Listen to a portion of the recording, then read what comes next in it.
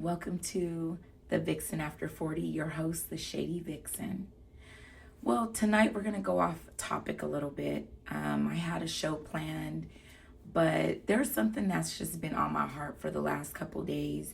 So I really want to dedicate this show to all of my single moms that struggle with being labeled the bitter baby mama, the we're labeled as these bad women.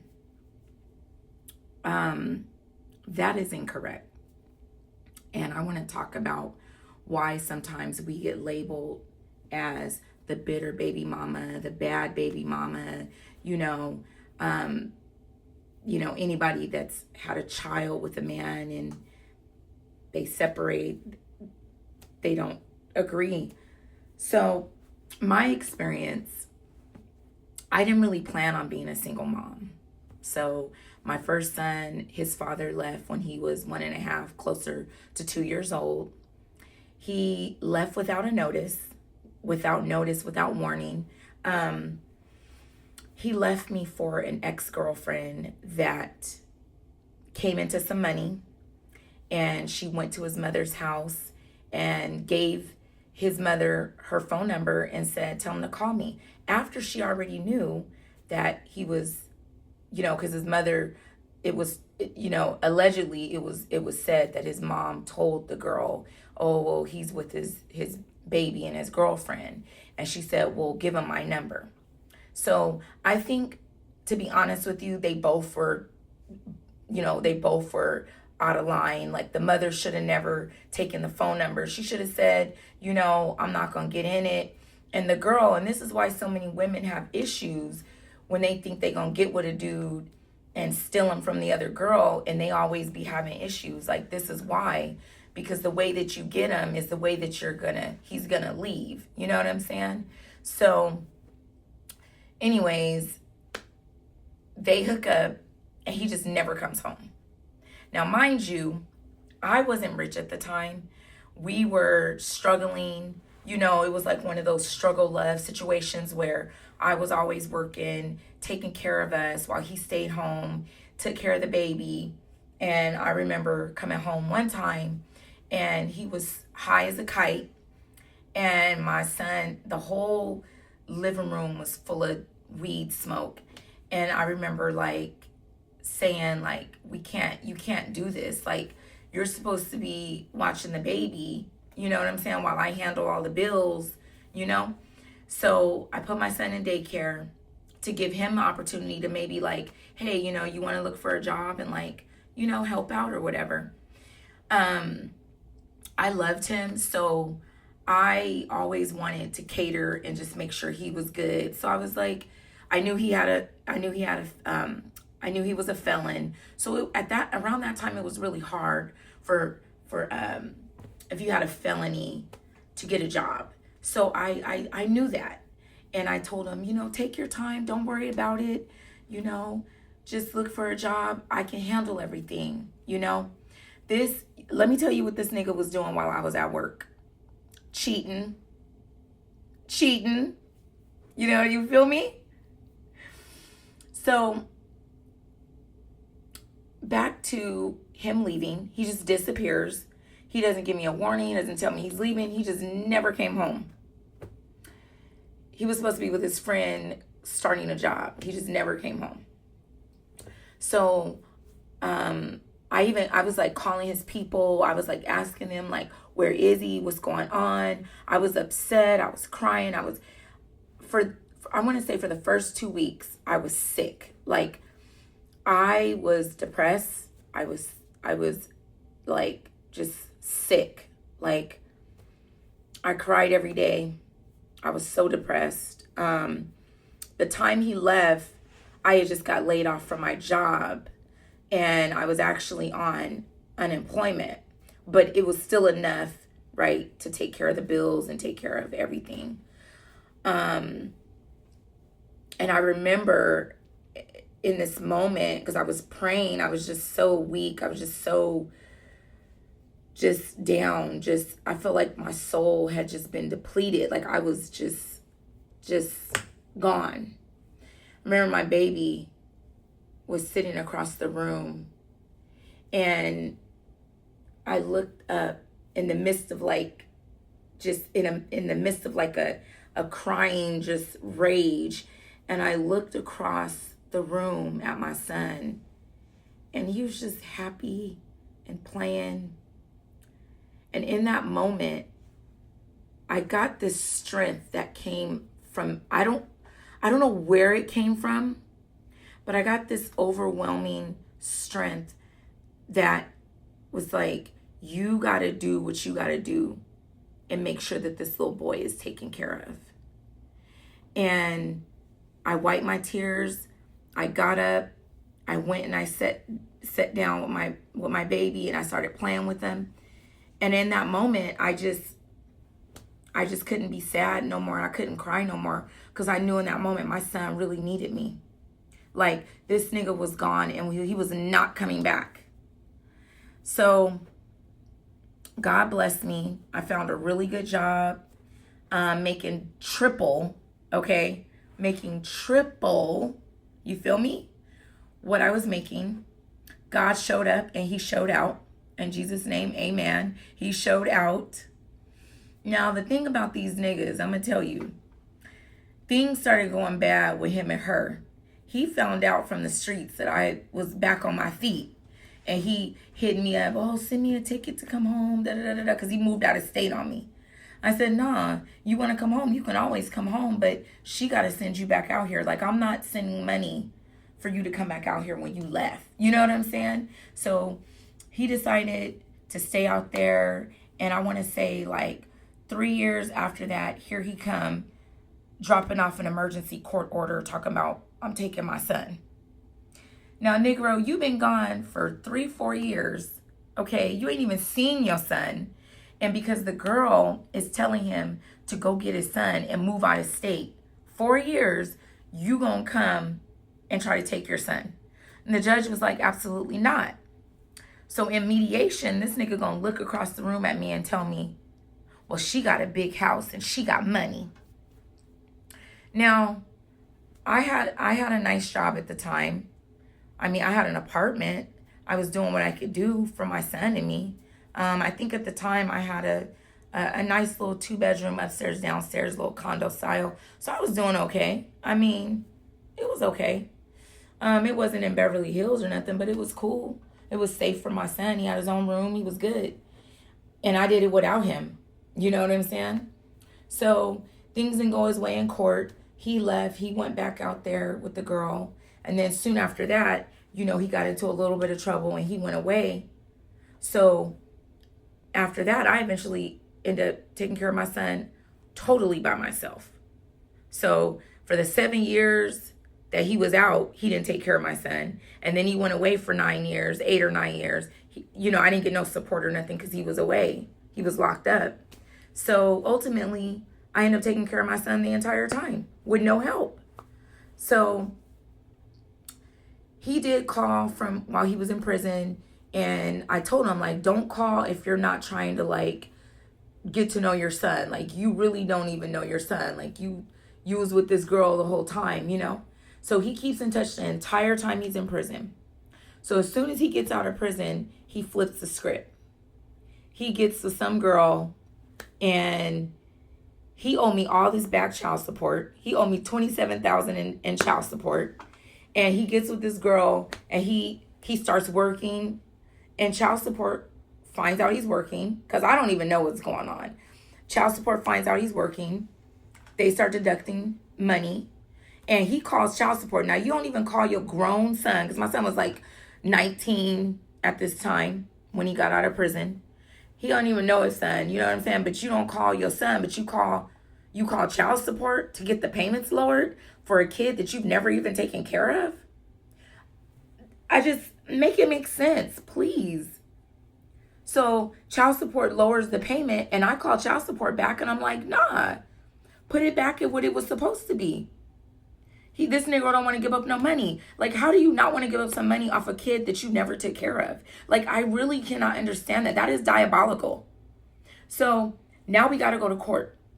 So here we go to court. He always want to pit women against me. He always like to bring the women to court and show off and do all this bullshit. And these bitches come in thinking they rah, and they don't even know the situation. So he bring the girl in, it's disrespectful to me because she all in my business. She don't even know me like that. You know what I'm saying? What you doing all in the courtroom? Okay, so cool. She in here, so she really see you a ain't nothing nigga. You ain't never paid no child support. I hope she heard the numbers. So the judge give him a break, right? I want a certain number. Because, dude, now you got a good job. You making good money. Woo, woo, woo. He talking about he only wanted, I think I asked the judge for $600 because he was making a pretty good amount. And he talking about he only want to pay $100 a month. This Negro was making over $3,000 a month at least. At least $3,000. He's talking about he only want to make $100 a month. Really? Really? Let's be for real here. So the judge say, nah, the judge favor him, right? He like, oh, well, I'm going to put it at $350. Boom. So I didn't really agree with that. You know what I'm saying? But I even tried to take him back to court to fight it. Like, I think he should, have to pay what child support had the calculator at. The judge was still like, no, we gonna set it at $350. I'm like, all right, bet. So the judge even recommended that he go to the welfare department. Because, yeah, I ain't gonna lie. I'm a real ass bitch. Yeah, I've been on AFDC before, right? When I was down and out, the only parent. You know what I'm saying? There was times I had to be on that shit. Yes. You know what I'm saying? And the judge goes, oh, well, some of that money we can take off because, but even still, okay, he owed $27,000. They took off like anywhere from $5,000 to $7,000. I can't remember the number.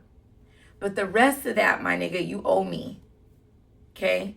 So right now, because he did work a little bit, he did pay a little bit into it, he owes about $14,000 still. Okay? And I want my money. So this fool ain't paid child support in 8 months. 8 months. So I'm sitting back cool as a cucumber. Because, see, I'm getting ready to do one of two things. Lawyer up and take his butt back to court and enforce that he looks for a job every week. Because that is his responsibility. Just like I had to get up every day, 2-3 hours on my way to work, get up, get off work, fight traffic, go pick my son up, go home, prepare dinner, get him to bed, wake up, do it all again. That was my life as a single mom, struggling, making ends meet. And you mean to tell me this Negro gonna get out of jail and not pay his, nah, nope, we not doing that. So now I'm chilling, right? So his brother be in my inbox all the time, right? He be in my DM all the time. Like, I don't know if he trying to fuck me or what, but he be in my DM a lot. And I got respect for his wife. So I always keep it like on some cool shit. Like, hey, you my son's uncle, woo, woo, woo, right? What's up with your brother, though? He never want to tell he tell me a little bit, but not really. He really more focused on liking my pictures and shit. He don't really care about all that, So I hit him up again because child support is hitting me up. They like, where he at? Do you know where he at? He's, we don't have no contact with him. So I'm like, nah, I don't know where he at. I know he ain't paid child support in 8 months. So I hit his brother up. I'm like, hey, you know what I'm saying? His brother keep in contact. He be, with the fake check-ins. Like, he checking in on my son and checking in on me and, them fake checkups, right? I say, hey, is your brother working? You feel me? I need to know, like, child support is hitting me up. I just need to know what's what, Like, this your nephew, you fuck with him. He ignored me. So I get a call the other night at 11:30 at night. And something in my stomach was like, don't answer this call. It's bad. It's bad. So I answered the call. The people gonna tell me, oh, he's working. he's working under the table with his girlfriend. She got a business. He's working with her. So I'm like, wow. So that's why this nigga ain't paid child support in 8 months. Got it. She's like, the people in the streets like, oh, they doing fraud and this and that, and he on probation, and he doing stuff he ain't supposed to be doing, and whoop whoop whoop. And listen, my thing is like this. Have you ever healed from some shit? Like that phone call? Like, and then the bad part about it is, like, the people, like, they dropping more dimes. Like, oh, go to his girlfriend's, TikTok and social media and Facebook so you can see. They give me this information. So I go, I look, I see him on the page, and he doing the jumper stuff, hooking shit up. I see him on the video. I see him and her living it up. This nigga is living a ghetto man's dream, not paying a lick of child support and having to be forced to pay it at that. So you think you just gonna act like my son don't exist and like you don't owe me that money? You're gonna pay me that money. I don't know how you're gonna do it, but you're gonna do it. It's a deficit that you will have forever. But my thing is like this. Like, I'm trying to heal from this entire situation. Like, when I noticed he hadn't paid, I didn't go to the courts. I didn't say too much. I sat back because I'm like, I'm just going to chill. Like, he got to pay. It's going on 8 months. It's almost going on a year that this nigga ain't paid child support. But you over there living it up, not taking care of your responsibility. Your girlfriend, now I know she got kids, and I know her baby daddy. I know her people, and I know her baby daddy was paying child support. So that's what I understand. Like, why do women do that to other women? Like, you was a single mom at one point. You wanted your baby daddy, to pay some child support. You see what I'm saying? So why would you kick another woman when she down? But then at the same time, it's like, it ain't really about you. But you was there at the court. So if you supporting him, you supporting him. Support him and be like, hey, take care of your responsibility. You know what I'm saying? If he was really a boss ass nigga, he would drop $14,000 and be done and just pay me in full. And we done. You know what I'm saying? You don't deal with my son. You don't talk to him. So my thing is like this. This person calls me, drops all these dimes in my ear, gives me all this information, and it was upsetting. Because it's like, not only is it upsetting that this nigga is not paying his child support, because he's avoiding it, working with his girlfriend with her business under the table. But now it's like, I have to relive this trauma and this pain that this man has put me through this entire time. And as I say, sometimes when you're trying to heal, like, I'm never picking up another call. Like, I don't want to hear what he doing no more.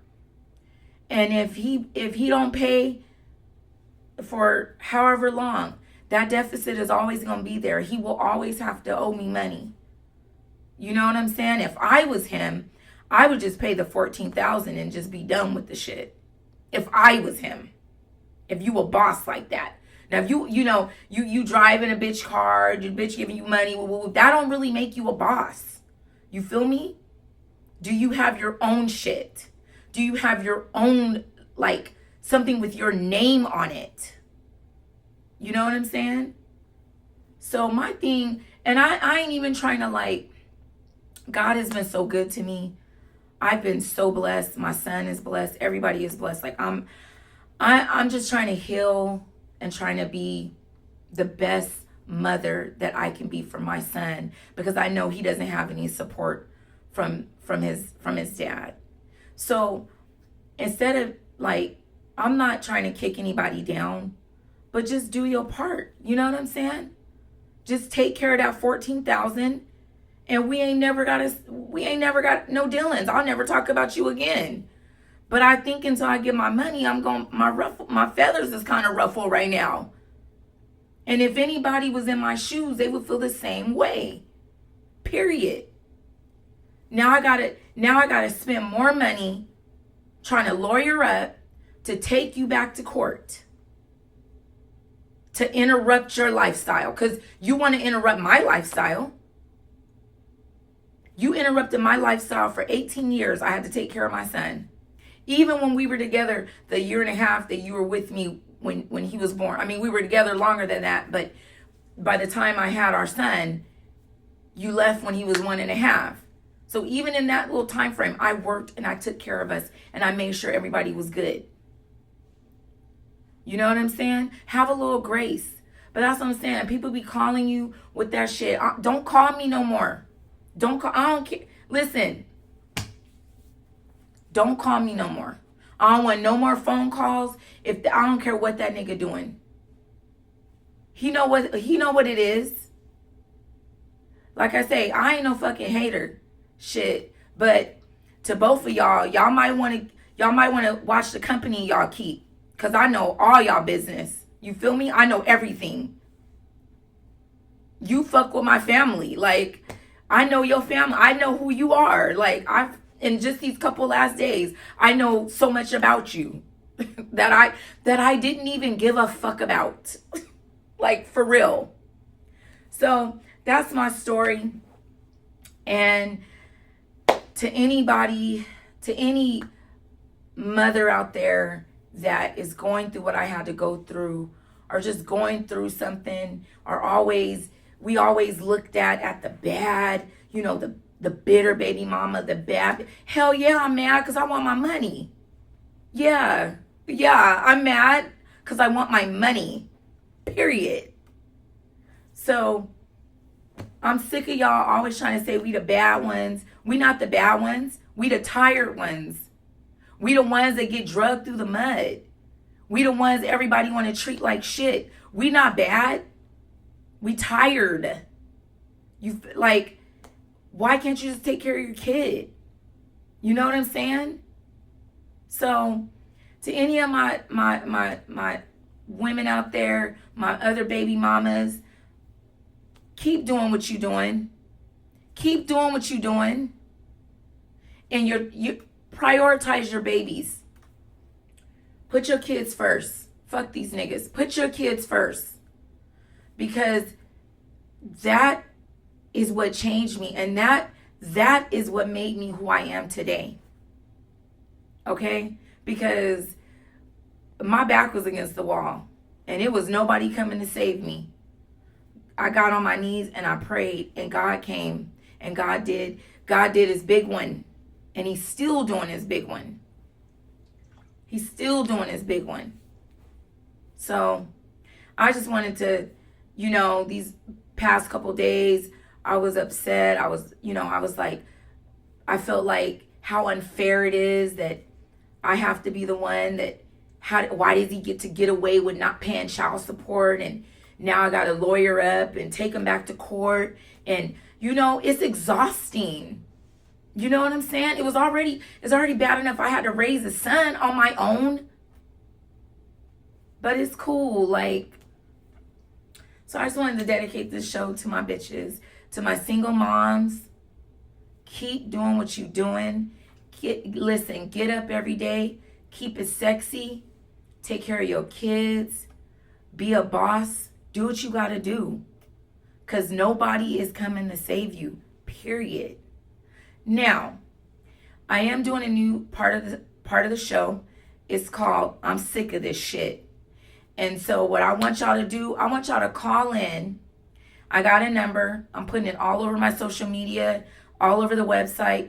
I want to hear some of y'all, what y'all sick of. Call in and tell me what the fuck you sick of, because we sick of this shit. I'm going to start with the fuck I'm sick of. I'm sick of when you in the grocery and the associate thinks you gonna steal because you got your sunglasses on. And I'm sick of, like, don't be following me around the store because I'm an asshole. I'm gonna do some dumb shit, which I did do. So you want to follow me around the store? So guess what? I'm going to make you follow me all the way around this motherfucking store. Stop doing that shit. It's crazy. Like, I can't wear a hoodie and sunglasses. Bitch, I be depressed sometimes. Or sometimes I just don't want to do my hair. Like, that don't mean I'm going to come in here and steal. You know what I'm saying? But I'm sick of that shit. Don't follow me around the store no more. All right, you guys. I want you to like, subscribe, and I want you to share. And we can ready to turn these lights off up in here.